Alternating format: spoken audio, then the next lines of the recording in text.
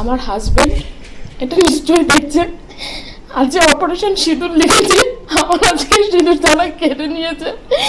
ভগবান। பெஹல்காம் பயங்கரவாத தாக்குதலில் பலியானவர்களின் உறவினர்கள் தற்போது பிரதமருக்கு நன்றி கூறும் காணொளிகள் இணையத்தில் பரவி வருகின்றன.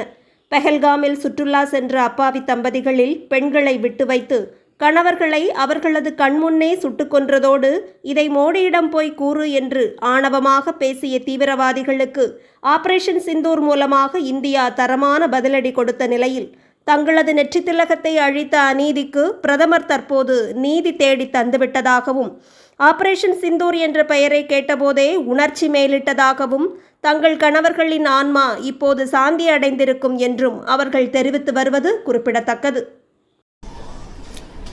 22 এপ্রিল আমার সাথে এবং যাদের সাথে হয়েছে আমাদের একটাই রিকোয়েস্ট ছিল, আমাদের জাস্টিস চাই।